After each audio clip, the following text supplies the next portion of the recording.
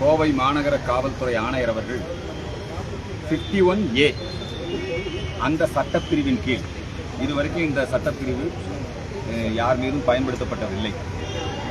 ஆங்கிலேய ஆட்சியாளர்கள் இருந்த பொழுது சுதந்திர போராட்டத்திலே தீவிரமாக ஈடுபட்டவர்களை ஊரை விட்டு வெளியேற வேண்டும் என்கிற அந்த மாதிரியான ஒரு உத்தரவு. இந்த உத்தரவு அப்படியான ஒரு உத்தரவை திரு சூர்யா அவர்கள் மீது எங்கள் நிர்வாகி மீது போட்டிருப்பது வன்மையான கண்டனத்திற்குரியது. சூர்யா அவர்கள் 24 மணி நேரமும் இந்து சமுதாய பணிக்காக தன்னை அர்ப்பணித்துக் கொண்டு செயல்படுவார். அவர் மூலமாக சமீபத்திலே பக்ரீத் பண்டிகையை ஒட்டி செல்வபுரம் பகுதியிலே பசுமாடுகளை கொண்டு வந்து அதை வெட்டி சட்டவிரோதமாக அங்கே பசுவதை செய்வதற்கு திட்டமிட்டிருந்தார்கள். அதை ஆதாரங்களுடன் அம்பலப்படுத்தியவர் திரு சூர்யா அவர்கள். இதன் காரணமாக சட்டப்பூர்வமாக தான் நம்ம அங்கே நடவடிக்கை எடுத்திருக்கிறோம். அதே போல விநாயகர் சதுர்த்தி விழா செல்வபுரம் பகுதியிலே பல இடங்களிலே விநாயகர் சதுர்த்தி விழாவிற்கு தடை விதிக்கப்பட்ட பொழுது அதனையும் சட்டப்பூர்வமாக அணுகி விநாயகர் விழாக்களை மிக சிறப்பாக நடத்தினார்கள். வங்கதேச இந்துக்கள் பாதிக்கப்பட்ட பொழுது உடனடியாக இங்கே ஒரு மிகப்பெரிய ஆர்ப்பாட்டத்தை, இப்படி இந்து சமுதாயம் எங்கே பாதிக்கப்பட்டாலும் அது காஷ்மீர் இஷ்யூவாக இருக்கலாம், ஆபரேஷன் சிந்து, இது மாதிரியான அந்த நிகழ்வுகளை எல்லாமே இந்து சமய மக்கள் மத்தியிலே விழிப்புணர்வு ஏற்படுத்தக்கூடிய நல்ல பல நிகழ்ச்சிகளை இந்து மக்கள் கட்சியின் மூலமாக நடத்தி வந்தார்.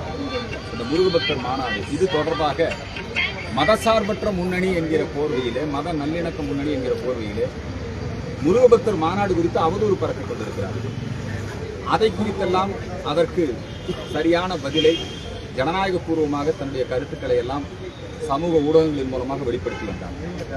இந்த நிலையில் கோவை மாநகர காவல்துறை ஆணையர் அவர்கள் இப்படி ஒரு உத்தரவை பிறப்பித்திருப்பது மிகவும் துரதிருஷ்டவசமானது. அந்த காலத்தில் பிரிட்டிஷ் என்ன சொல்லுவாங்கன்னா ஆழ்தூக்கி சட்டம். பிரிட்டிஷ் ஆட்சியாக நடக்குது. நாட்டுக்காக மக்களுக்காக போராடக்கூடிய, பொதுப்பணி செய்யக்கூடிய ஒரு கட்சியினுடைய நிர்வாகியை ஊரை விட்டு வெளியேற வேண்டும் என்று உத்தரவு போட்டிருப்பது, இதை நாங்கள் சட்டப்பூர்வமாக சந்திக்கிறோம். இப்படியான ஒரு உத்தரவு முதல்லலாம் என்னன்னா எங்களுடைய முகநூல் பதிவு அல்லது எங்களுடைய நிகழ்ச்சிகள் இதுக்கெல்லாம் தான் தடை விதித்து எங்களை கைது செய்வது இதெல்லாம் நடந்து கொண்டிருக்கு. ஓம்கார் பாலாஜி கைது செய்யப்பட்டார். அதே மாதிரி பாரதிய ஜனதா கட்சியுடைய நிர்வாகிகள் கைது செய்யப்பட்டார்கள்.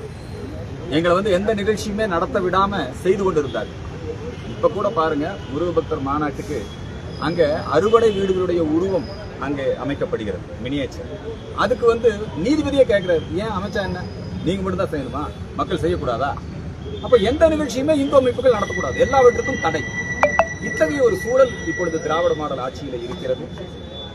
இந்து மக்கள் கட்சியினுடைய சனாதன பாதுகாப்பு மாநாடுகளுக்கு தடை, பொதுக்கூட்டத்திற்கு தடை, மணிவிழாவுக்கே தடை. சமீபத்தில் என்னுடைய மணிவிழா அது தொடர்பான ஒரு நிகழ்ச்சி, அதற்கு கூட கன்னியாகுமரி மாவட்டத்திலே தடை. தமிழகம் முழுக்க இத்தகைய தடைகளும் எங்களை ஒரு குற்றவாளிகளை போல சித்தரிப்பதும். நாங்கள் என்ன குற்றப்பரம்பரையா?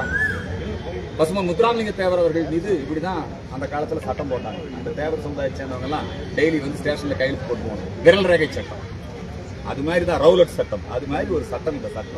இந்த சட்டப்பிரிவே நீக்கப்பட வேண்டும். பொதுவாக எங்களுடைய கோரிக்கை, ஜனநாயக நாட்டில் இத்தகைய சட்டம் தேவையில்லை. கருத்தை கருத்தால் சந்திக்கணும். இப்ப கமிஷனர் அவரிடத்திலே நான் முறையீடு செய்தேன். அவர் இது சட்டப்படி நீங்க பாத்துக்கணும்னு சொல்றாங்க. இருந்தாலும் இந்து சமுதாயத்திற்காக உழைத்த ஒரு நிர்வாகிக்கு இத்தகைய சூழல் என்கிற பொழுது அதை நாங்கள் மக்கள் இயக்கமாகவும், செல்வபுரம் பகுதியில் மக்களுடைய பேர் ஆதரவு பெற்றவர் நம்முடைய சூர்யா அவர்கள். எனவே நாளைய தினம் இந்த சட்டவிரோத கைதை கண்டித்தும், காவல்துறை குறிப்பாக இந்த தமிழக அரசாங்கம் இந்து அமைப்பினுடைய தொண்டர்கள் மீது இத்தகைய வழக்குகளை, பொய் வழக்குகளை போடுவதை கண்டித்தும் நாளை மாலை 4 மணிக்கு செல்வபுரம் பகுதியிலே ஒரு கண்டன ஆர்ப்பாட்டம், அதனைத் தொடர்ந்து தமிழகம் முழுக்க இந்து மக்கள் கட்சியின் சார்பிலே இந்த வழக்கை வாபஸ் பெற வேண்டும், இந்த உத்தரவை ரத்து செய்ய வேண்டும் என்று இந்து மக்கள் கட்சியின் சார்பிலே போராட்டம் நடைபெறும் என்பதை தெரிவித்தார்.